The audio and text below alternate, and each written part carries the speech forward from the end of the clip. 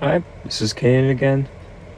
Today I want to do a short one. It was a viewer request from one of my friends explaining sort of the tumultuous history that led to some dispensational thought. And if you are a dispensationalist, this might come off a little bit aggressive or too polemic. I apologize, but I have to speak with my own biases here. It's something that's important to my conscience, but I just want to give a brief run through of this because someone was interested in it, and I'm also interested in it. So, referencing back to my old video on Revelation, the last one I uploaded, it'll explain sort of the different positions in interpreting Revelation and the three views, which is premillennialism, amillennialism, and postmillennialism. So I assume that at least someone has a very basic groundwork of what those views mean and how they interplay and with soteriology and eschatology and things like that. So to give a context into leading up to this history, premillennialism, that was as we explained back in the other video, it was kind of the normative view of the early church. You have Irenaeus believing it, and Saint Justin Martyr. They expected a reign of Christ to usher in, like in a literal 1,000 years, where there's a Masonic kingly rule. And this expectation, it's not wrong. You know, it's easy to make fun of these different groups because of the false expectations that they brought. But for back then, Christ pretty much could continually reign during that time. Is all is in all. The resurrection of the dead precedes the judgment when it's confirmed in history, in a very literal historic sense. But premillennialism suffers mostly from its time preference, and we got into that before. There's not even like 200 years past when Rome was suffering from the empire and it was crumbling, and you had all these different ancient civilizations. You had the Chinese falling, and the Babylonians, prophecies from Daniel. When this doesn't happen, people ask, why hasn't he come back? And it's because the Bible is beyond any ancient text which confirms a apocalypse.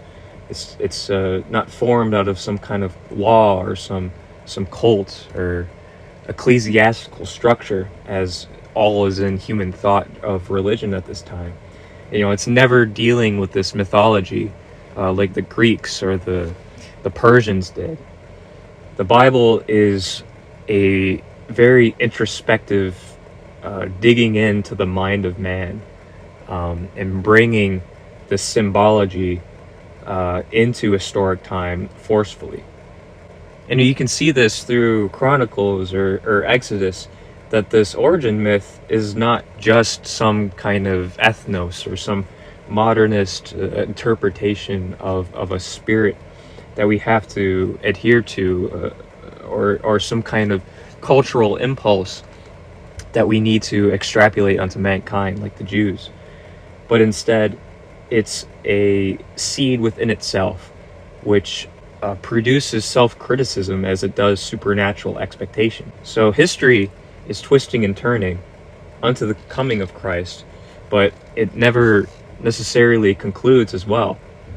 And so when the various parts of the Roman Empire was happening and the Acts of the Apostles, and looking towards this new redemptive history that's beyond the normative ideas of how this would work, premillennialism is beginning to explaining nothing about the end of these great empires and the expectations of a coming century that's going to be mired in chaos and division.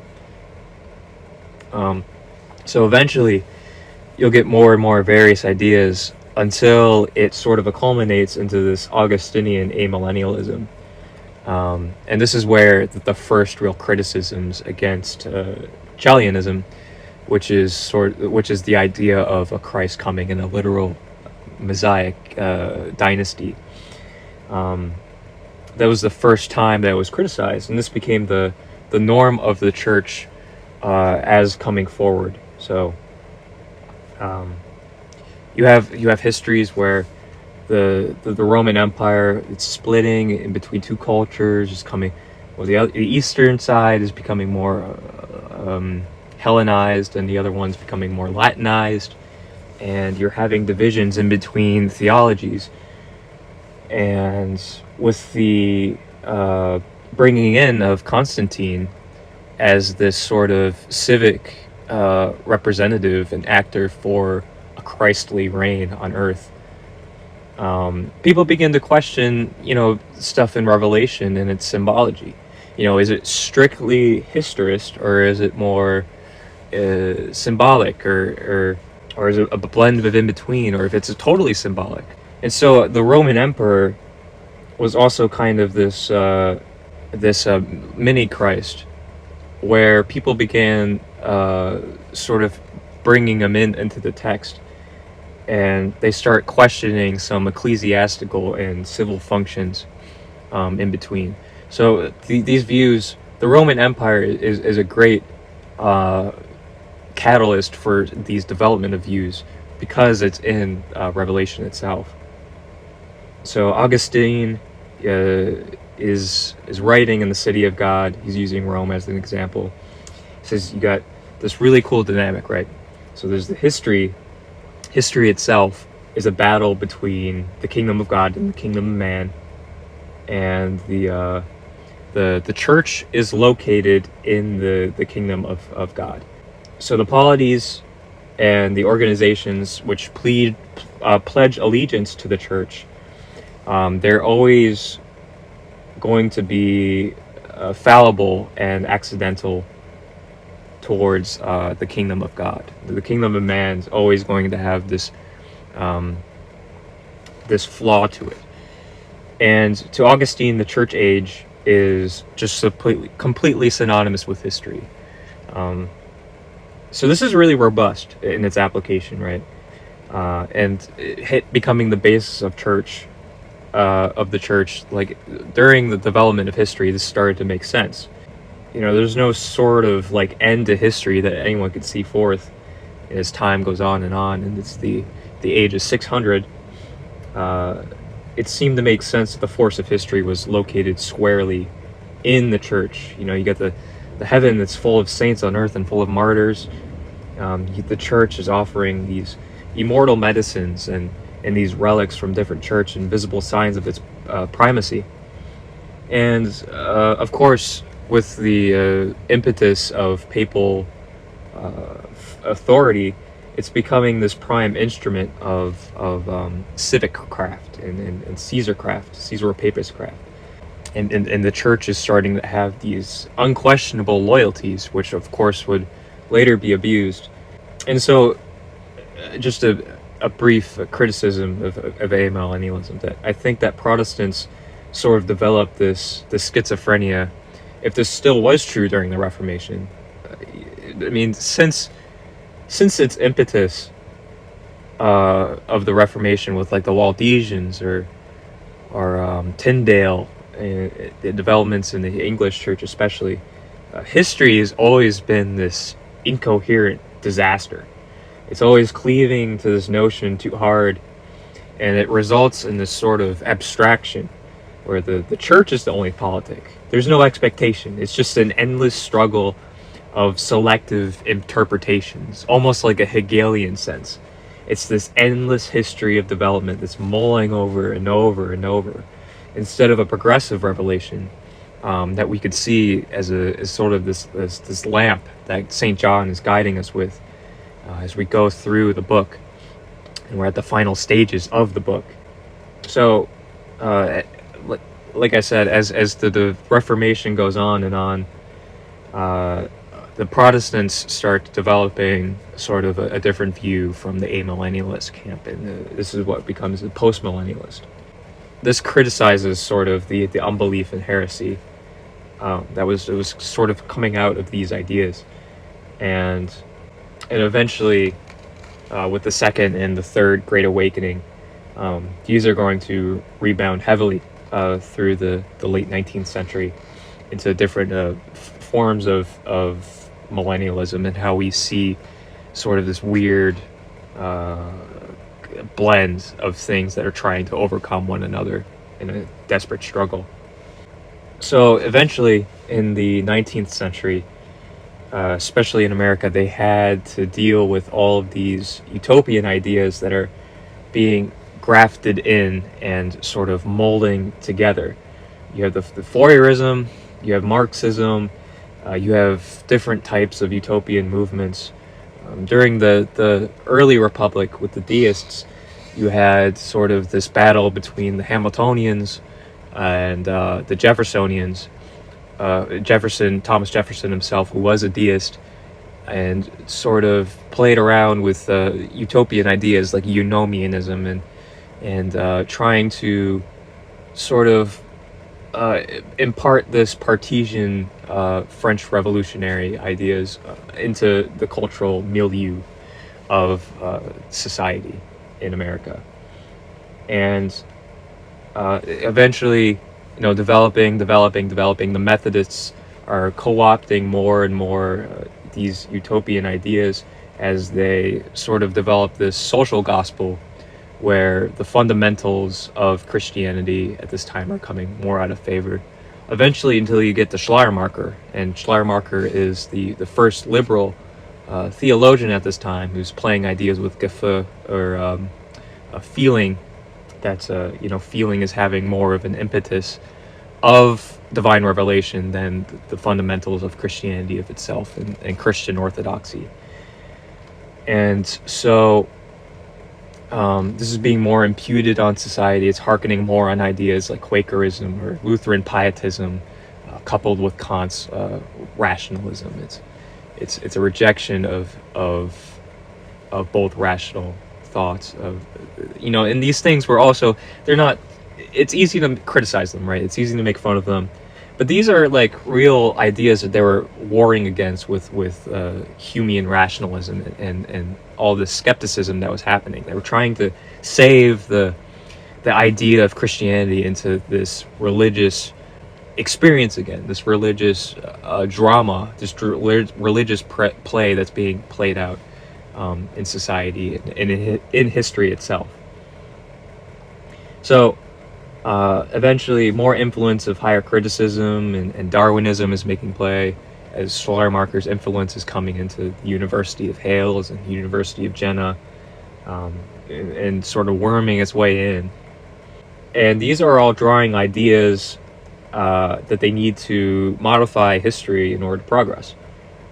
And this is not exactly a socialist or a communist scheme, but progressives are advancing the social gospel, and it's sort of converting this post-millennial expectation into a giant globalist world government.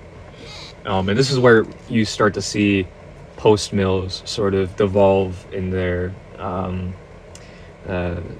ways, where they're subsuing more to modernism than they are the fundamentals.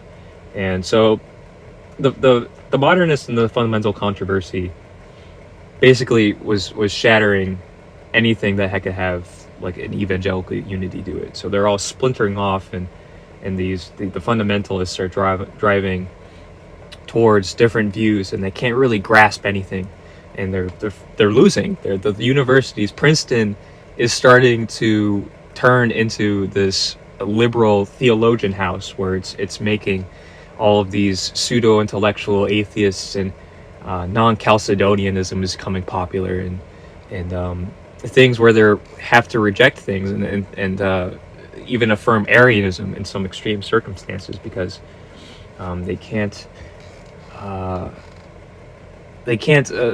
subsume to the dogma that is Christianity. It's just false. It's too rigid we don't have to believe that Christ had a physical resurrection and a second coming. It's just something in the heart.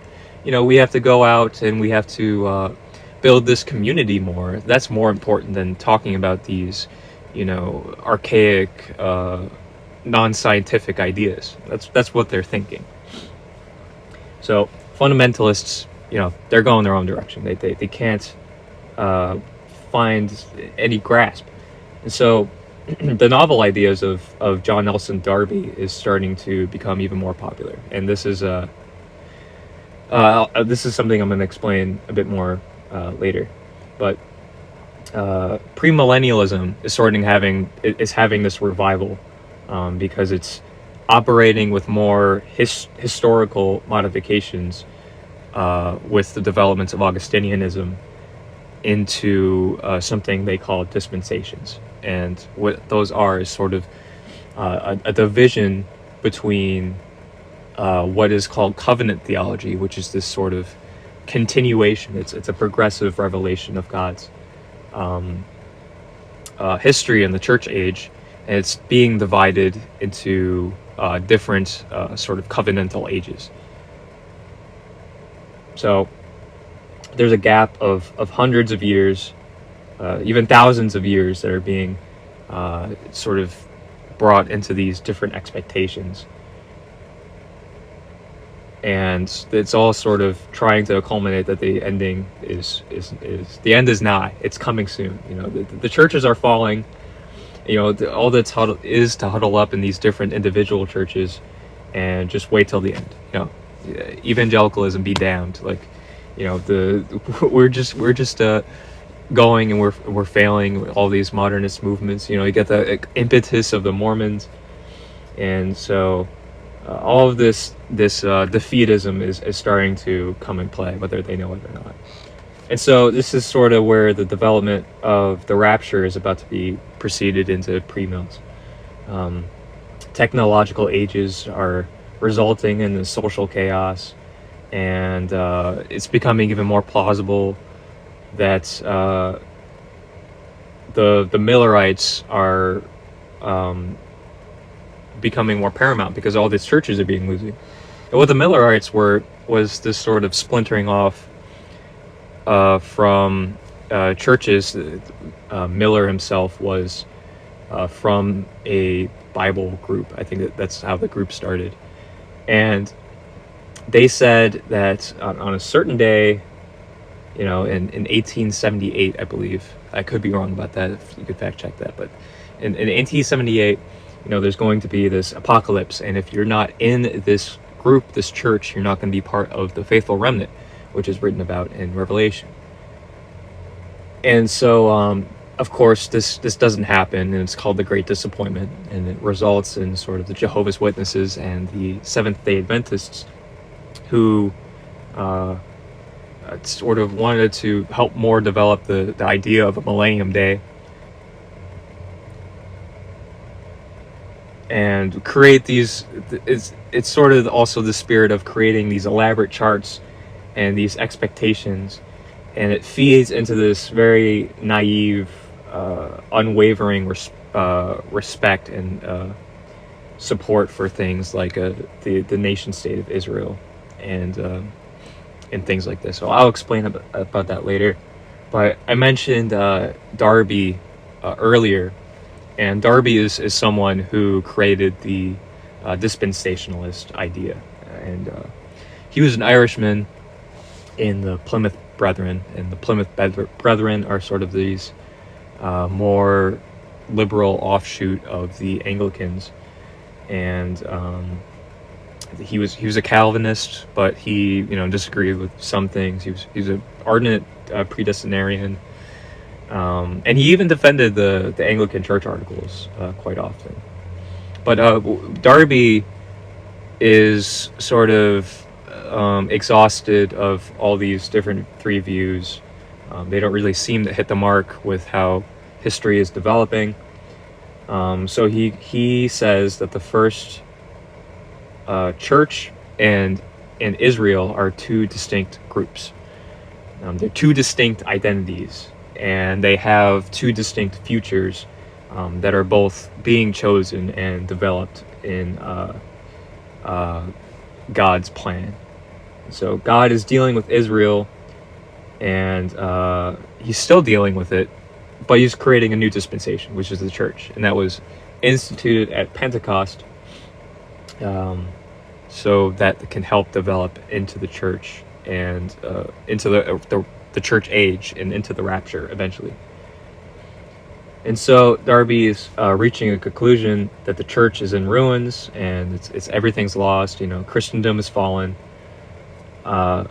which is a fair criticism at the time. And the event of the rapture is pretty much this only thing that we can put hope for. We can't focus on dogmatics. We can't focus on catechization. We can't focus on even evangelicalism, which Wesley was purporting. Wesley, who famously had sort of confusing views of whether he was post-mill or if he was pre-mill. So he's putting these two things together.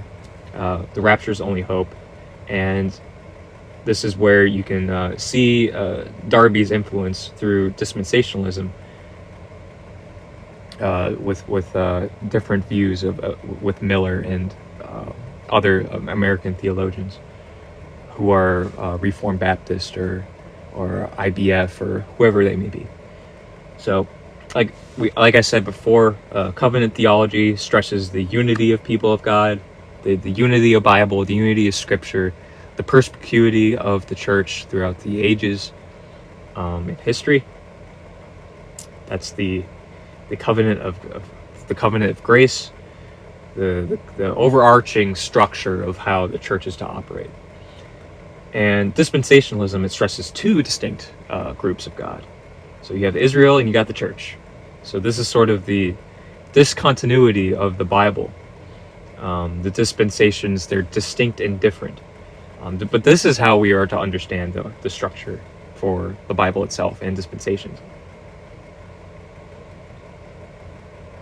And so Anglo-American theology was kind of this monolith. They shared ideas, they shared their own sort of transcendental philosophies and developments that was happening during the age until the early Republic, until it started even developing its own ideas. But even up until the 19th century to the 20th century, they were hand in hand together. They were sharing their own developmental theologies and things like this. There's a quote from Rushdie here. The American impatience with traditionalism has been interpreted wrongly as rootlessness. The United States is a surer heir of English sentimentalities than England, more deeply rooted in the Christian West than Europe itself. So they're sharing these ideas, right? But the American culmination of Christianity is sort of having these more deeper roots with traditionalism than Europe has. And this is culminating all in the movement of evangelicalism. That might besmirch a lot of people, a lot of trads or Latin masters or even Eastern Orthodox, but the truth of it is that you can't escape that evangelicalism is American character. You can't escape three Great Awakening movements. And so this is also deeply rooted in theologies and stuff like this. You have Leo Strauss and the even preceding the events of Jeffersonianism and Jacksonian democracies and stuff like this. You have Leo Strauss, who's influenced by Carl Schmitt and Kojève. He's creating these neoliberal movements in the philosophies, and they create new strains of thoughts in American politics and these other groups. You got neoliberals, you got neoconservatives, and Strauss all around this time is also being heavily influenced through the Zionism of American economy and politics and things like this. And so why am I talking about politics? Well, this is still very instrumental because before the 19th century, the civic aspect of religion was still being coincided with the temporal, governments and stuff like this. So with the 18th century and the 19th century, you're having this impetus in England of Zionism. You have J.C. Ryle and different Zionist ministers who are purporting these views. So they're becoming, slowly interwoven in with American politics, as it always has been since the country's birth. And so you got these neoliberal economic policies in the 1970s and the 1980s, and they're sort of having leaders that are being popular, like Margaret Thatcher in the United Kingdom. You got Ronald Reagan with the deregulation, tax cuts, and other free market type mechanisms, and he's sort of using these, Machiavellian democratization of the state. And so all this time, they're becoming more and more invested in the nation state of Israel. The nation state of Israel is sort of like this prime actor for dispensationalist thought when it was formulated and created by the Balfour Declaration in 1955. And I think it's 1955. I could be wrong with that history of that, but the Israel itself is like the Jew of these different dispensationalists. They're kind of like this cosmic clock that's showing what time it is on the biblical timeline. They're always looking for the second coming of Christ, and they're looking for this great commission to preach the gospel, to all people before Jesus returns. And a lot of these more aggressive evangelicals are sort of using these new inventions of communication, like radio and television. You're getting the first televangelists, Billy Graham, extremely popular, and any other contemporary ones that we can think of today. So there's several international radio and television broadcasting networks that were devoted to dispensationalism and its doctrine during this time. So dispensationalists, they interpret Israel as like the fig tree in Matthew 24. The branch which is tender and it puts forth its leaves, and when you see it, you know that the end times is coming. Like Christ is saying, I'm at the door. Not all these things shall pass, shall be fulfilled. And Israel, as its establishment, it's 1948, not 1955. Its establishment in 1948 is sort of this budding fig tree. And they're drawing the conclusion that this new generation of Israelis they're reviving Hebrew and Yiddish, as they're not choosing Arabic as like the national religion, national language to adhere to. They're bringing back all of these different values in order to bring back the Mosaic Law and things like this. And so the Great Commission is based on Matthew 24, where it says that the gospel is of the kingdom which is preached to all the world for witnesses unto all the nations, and then the end should come. And so many dispensationalists on television and radio are trying to literally fulfill the Great Commission, and they're trying to cover the world with this sort of electronic artificial preaching, sort of like an automaton of bringing down the kingdom of God on earth and instituting the rapture. And so, like I said before, the rapture is the only hope. So they're interpreting history through that lens. So when Israel is captured, when Israel has Jerusalem captured in 1967, they were like, okay, this is the end times. The Gentiles are going to destroy everything. And they're really busily expecting all of the end times in these different charts and predictions.